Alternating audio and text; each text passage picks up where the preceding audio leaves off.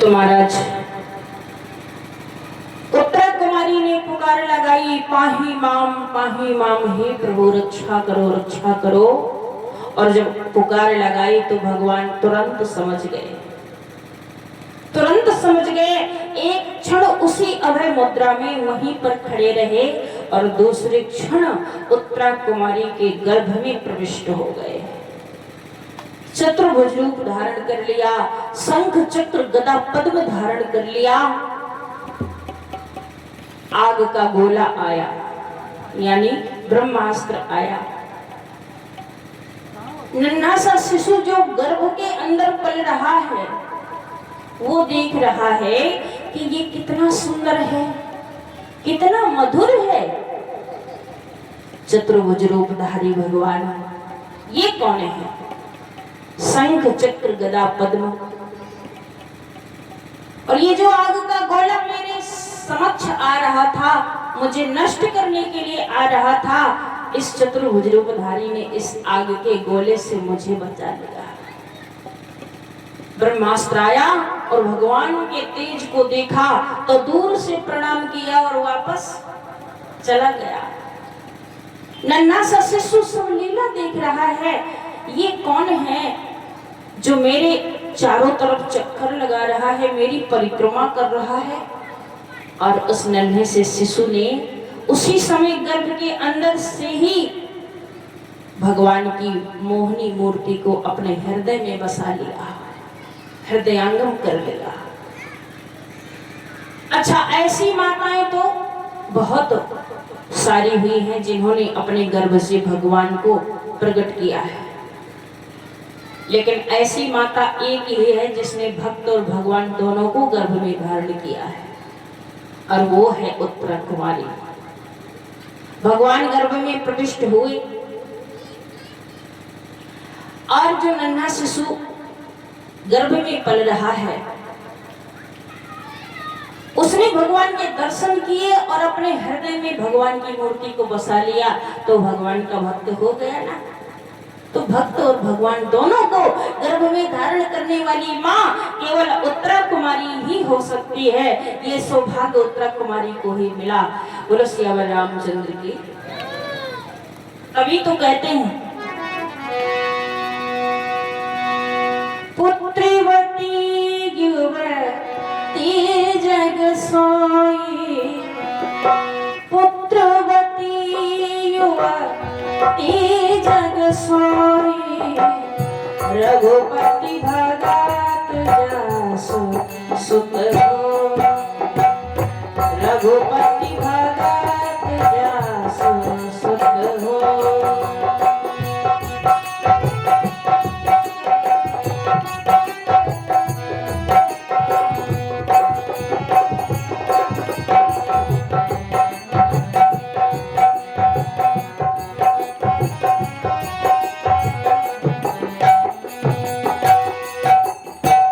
वही माता संसार में धन्य होती है जिसका पुत्र भगवान का भक्त होता है।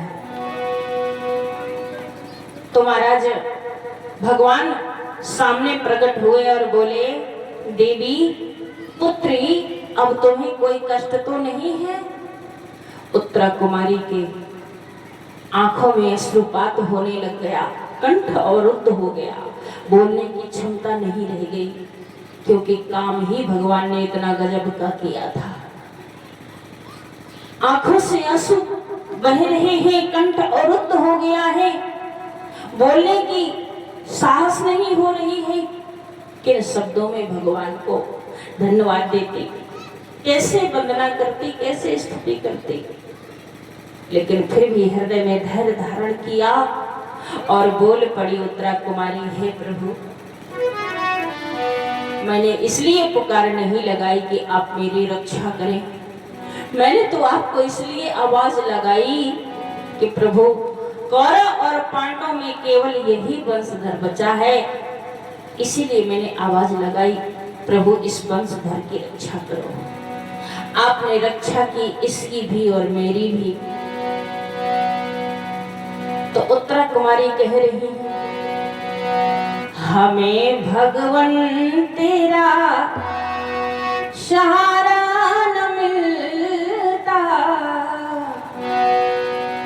हमें भगवन तेरा सहारा न मिलता तो जीवन हमारा दोबारा न मिलता। हमें भगवन तेरा सहारा न मिलता जीवन हमारा दोबारा न मिलता।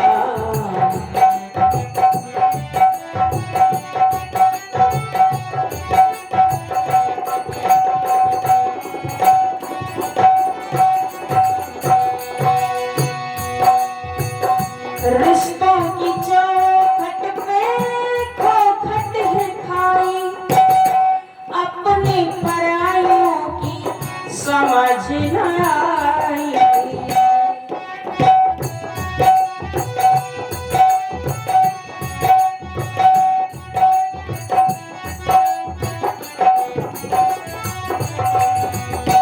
रिश्तों की चौखट पे खोखट है खाई, अपने परायों की समझ न आई।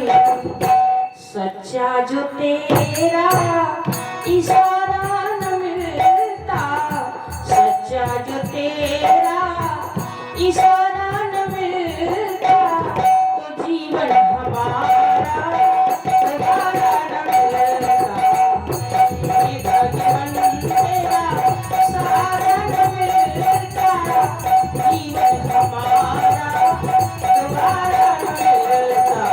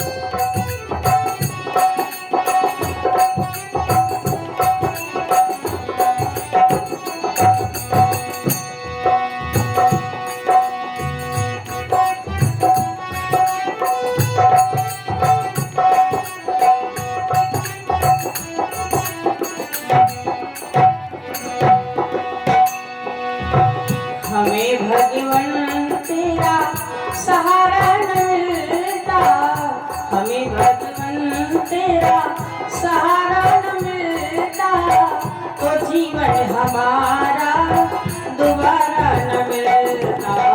हमें भगवन तेरा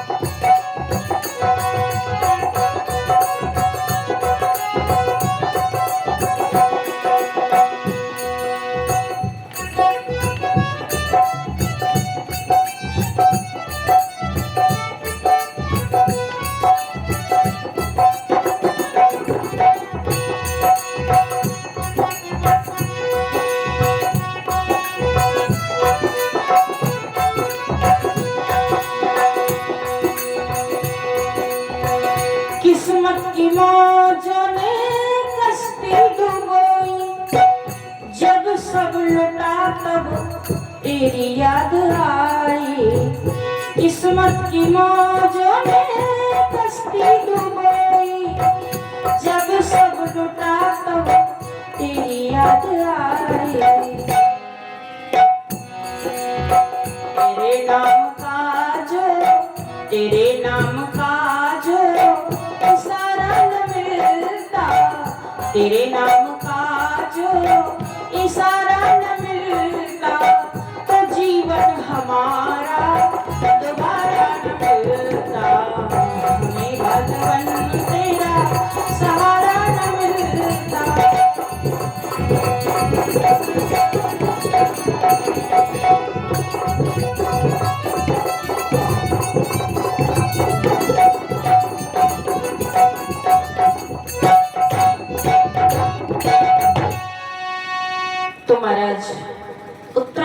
पुकार लगा रही है और स्तुति कर रही है, प्रभु यदि आपने इस वंशधर की रक्षा न की होती तो आज ये भी वंशधर ना बचता।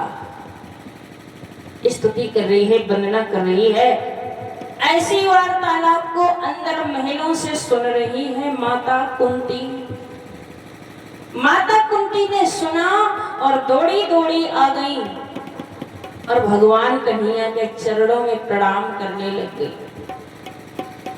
जैसे प्रणाम करने लग गई, कन्हैया ने हाथ पकड़ लिया और बोले, बुआ जी ये क्या कर रही हो आप? आखिर बुआ जो होती है तो एक माँ के समान होती है, आप मुझे प्रणाम कर रही हो, ये उल्टी गंगा क्यों बहा रही हो? माता कुंती ने कहा, भगवान आज तुम मुझे बुआ बुआ मत कहना। बोले क्यों? बोले बुआ बुआ जब कहते हो तो मेरी आंखों में माया का पर्दा पड़ जाता है और मैं आपको अपना भतीजा मान के रह जाती हूँ। आखिर ये मेरे भैया वसुदेव का ही तो बेटा है, मेरा भतीजा तो है। तो बुआ बुआ कहकर कि मेरी आंखों में माया का पर्दा मत डालो, क्योंकि जब बुआ कहते हो तो मेरी आंखों में माया का पर्दा पड़ जाता है और प्रभु आपको जान नहीं पाती हूँ, भतीजा मान के रह जाती हूँ। और गजब की बात तो यह है प्रभु कि जिसको आप जनाना नहीं चाहते हैं उसी की आंखों में माया का पर्दा डाल देते हैं। कहीं ये रिश्ता है, कहीं वो रिश्ता है, रिश्ते में पागल कर देते हो आप।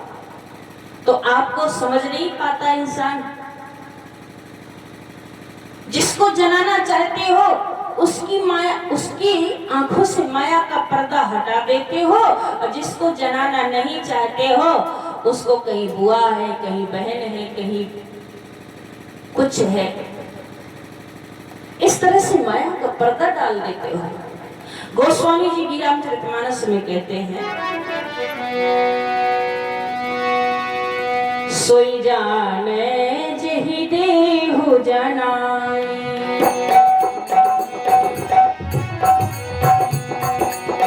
सोई जाने जहि देहु जनाई,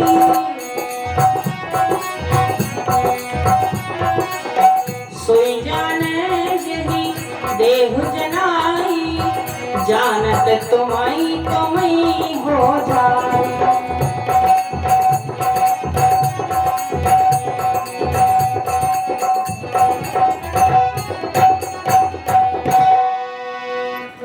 उसी को जनाते हो जिसको जनाना है आपको। इसलिए प्रभु आज मुझे बुआ बुआ मत कहना, आज मुझे कुछ कह लेने दो। और माता कुंती स्तुति करने लग गई। नमः पंकज नाभाय, नमः पंकज मालिने, नमः पंकज नेत्राय, नमस्ते पंकजांघ्रये।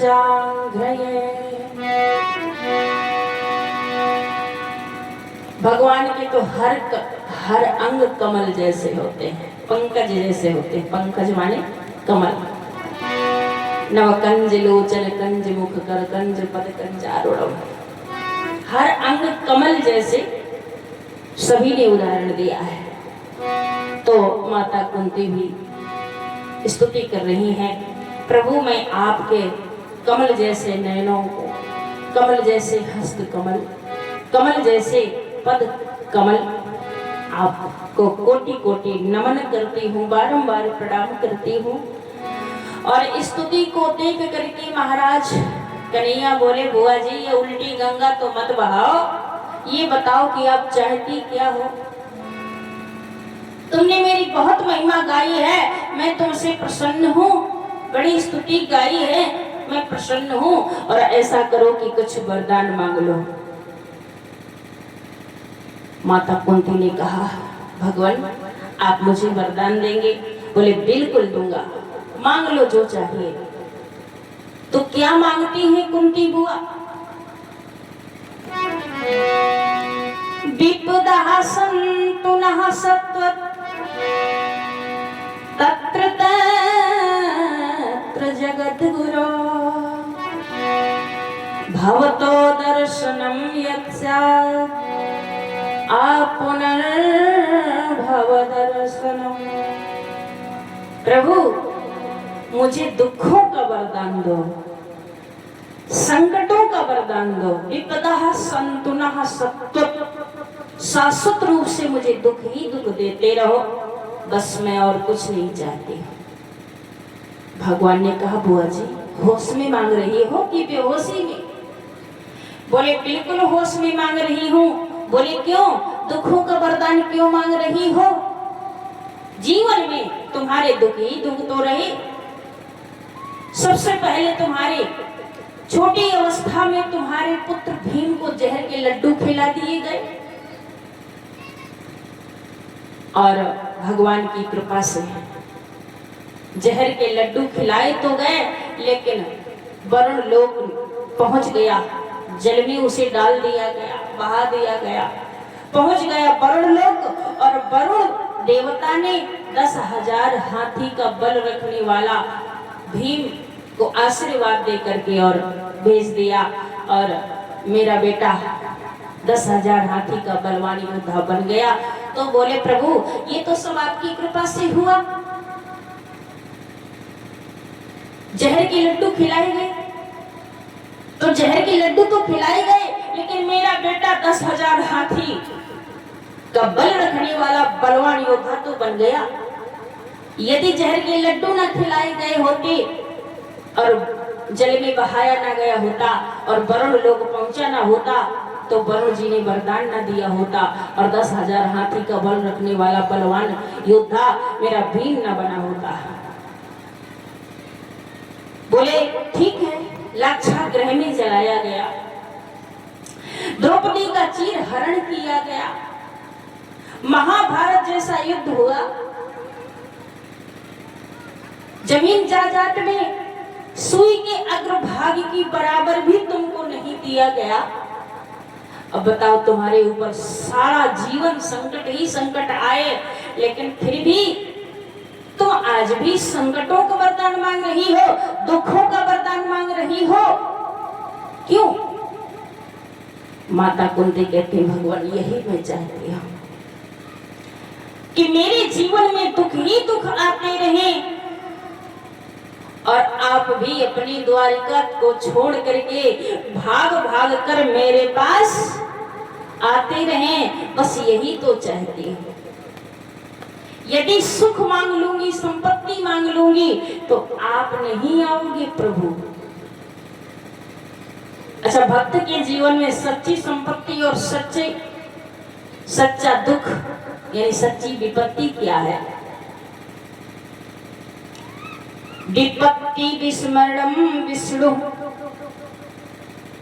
संपत्ति नारायण स्मृति। सच्ची संपत्ति वही है कि जो भगवान को स्मरण कर ले, भगवान का भजन कर ले। भक्त के जीवन में सच्ची संपत्ति वही होती है, और सच्ची विपत्ति जो भगवान को त्याग दे वह सच्ची विपत्ति ही विपत्ति है। तो माता कुंती कहती हैं कि बस मैं यही चाहती हूँ कि मेरे जीवन में विपत्ति आती रहे, दुख आते रहें और आप भाग भाग कर मेरे पास आते रहें। तो मेरे कथा का तात्पर्य यही था, सच्ची घटना बताई कि माता कुंती ने दुखों का वरदान मांगा, तो क्या उसके जीवन में दुख ही दुख आए? नहीं। भगवान जिसके जीवन में भाग भाग करके आए, भगवान जिसके रक्षक हमेशा बने रहें, वो सुखी ही सुखी कहलाता है, वो उसको आनंद ही आनंद होता है। किसी कवि ने कितना सुंदर कह दिया है। इसलिए हम संसार में यदि रहें तो महाराज दुख यदि मांग लेंगे तो अवश्य ही हमारे भगवान आएंगे और ही हमको आनंद मिलेगा, सच्चा सुख मिलेगा। संसार के सुख में सुख नहीं है, सब चैन सब आनंद छीन लेता है संसार का सुख। भगवान से प्रेम हो जाए, गुरुदेव से प्रेम हो जाए तो हमारा जीवन सार्थक हो जाएगा। अब चूंकि मेरे बोलने का समय समाप्त हो चुका है, 10 मिनट और, अब ये 15 मिनट हो गए। जय हो हरिओम। एक भजन और वाणी को मेरा। प्रेम जब अनंत हो गया, भगवान से प्रेम यदि हो जाता है, भगवान के भक्त से प्रेम हो जाता है, तो फिर वही संत कहलाता है, वही भक्त कहलाता है। प्रेम जब अनंत हो गया, जैसे माता कुंती का प्रेम भगवान के प्रति, ऐसे हमारा भी प्रेम भगवान से हो जाए। प्रेम जब अनंत हो गया तो रोम रोम संत हो गया। प्रेम जब अनंत हो गया, रोम रोम संत हो गया।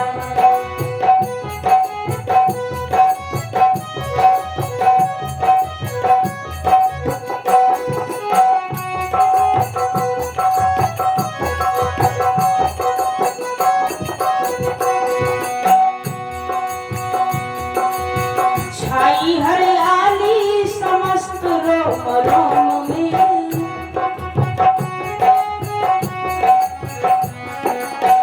छाई हरियाली समस्त रोम रोम में।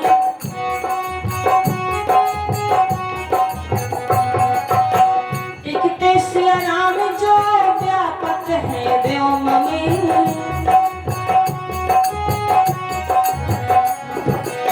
दिखते सिया राम जो व्यापक है व्योम में।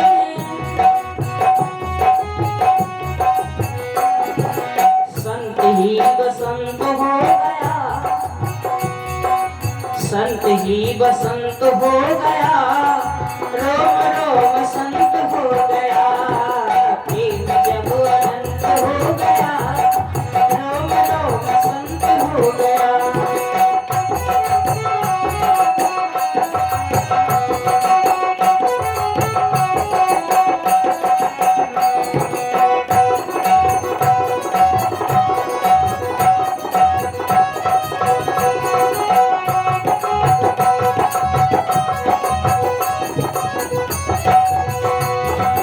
दुनिया के नाते न कुछ भी सुहाते,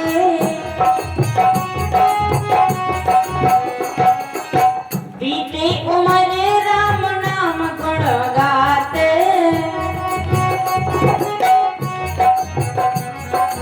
दुनिया के नाते न कुछ भी सुहाते, बीते उम्र राम नाम गुण गाते।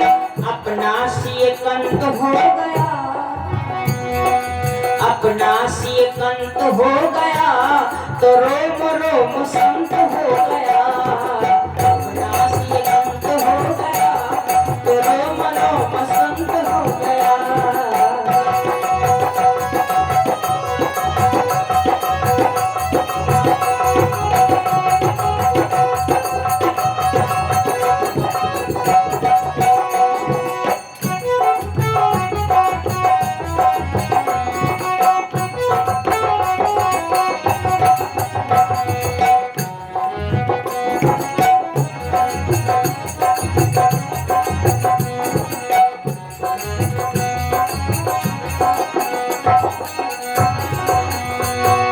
जहाँ देखता हूँ वहाँ ही मेरे राम है,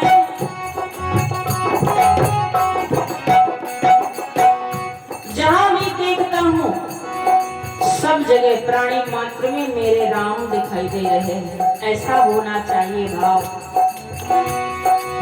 जहाँ देखता हूँ वहाँ मेरे राम है, जहाँ देखता हूँ।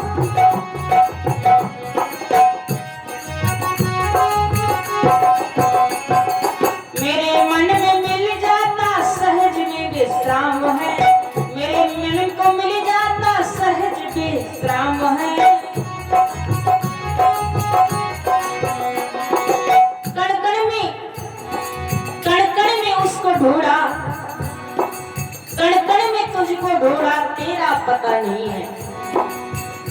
वन में तुझको ढूंढा, तेरा पता नहीं है और तेरा पता मिला तो अब मेरा पता नहीं है।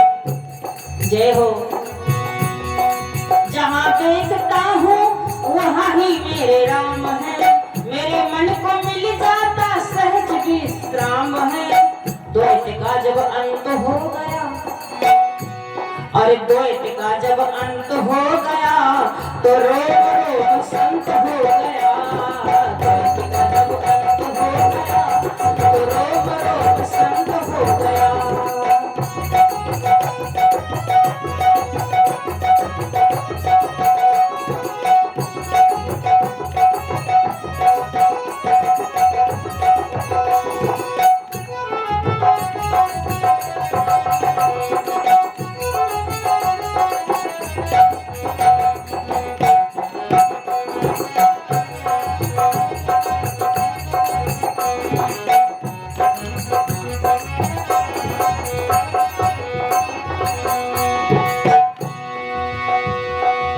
टूटी है आस अब झूठे जगत से, सिया अनुज को सुहाग सारे भगत से।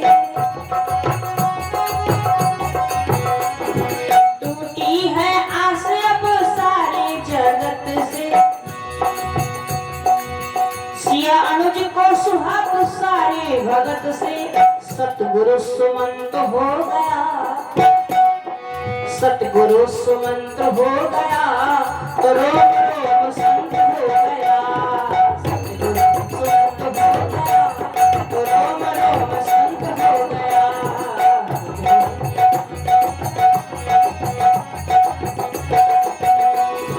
प्रेम जब अनंत हो गया तो रोग रोग संत हो गया। प्रेम जब अनंत हो गया तो रोग रोग संत हो गया।